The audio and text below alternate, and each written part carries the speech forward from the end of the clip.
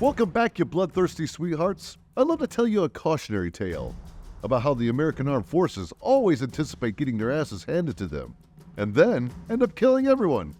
And then everyone is left scratching their asses and saying, well, shit, I guess we're gonna have to clean this up now. So, here we go.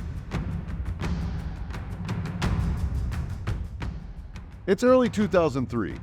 The goal was to shock all the Iraqis to the point they become Olympic sprinters in the brand new event, running the hell away from an army of crazy hillbillies. The brass had these grand visions of bravery and guts, expecting the Iraqi Republican Guard to be fierce killing machines. They were prepared for a tough and gritty battle, so they braced themselves to take 1 billion casualties. Adjusting for inflation, of course, it's something like 3 trillion casualties. That's an economic joke, fellas. But as soon as the invasion began, something miraculous happened. The Iraqi Republican Guard, supposed to be the stuff nightmares were made of, took off like cheetahs on jetpack. The American soldiers were left shaking their heads in disbelief.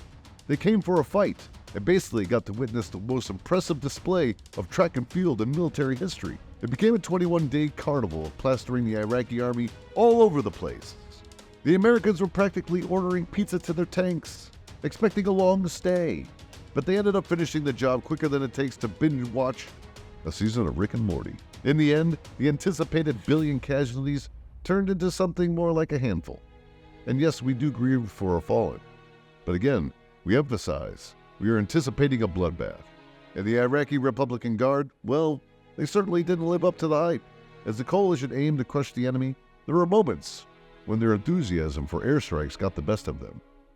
Tragically, these overzealous attacks caused needless civilian losses, planting seeds of hate and resentment in the hearts of the local population. In any case, the United States military did its job with extraordinary efficiency. They toppled the enemy regime in record time, leaving their own soldiers bewildered by the swiftness of victory. But alas, the higher-ups in their wisdom, or lack thereof, failed to plan for the delicate nuances of post-war management. The win was tragically fumbled in their hands, leaving a lasting legacy of triumph and tragedy in equal measure. The insurgency sprouted like a defiant weed. The coalition victory was ultimately marred by the bitter realization that they had become victims of their own success. What followed was a prolonged and brutal war that ground up many brave men and women and left a deep scar in our national spirit. So there you have it. It's hard to believe a war like Operation Iraqi Freedom started so damn well for us. And then we somehow managed to fuck it all up. Sometimes reality can be even more surprising than fiction. It's a new season, new people, and new stories, with some unexpected guests.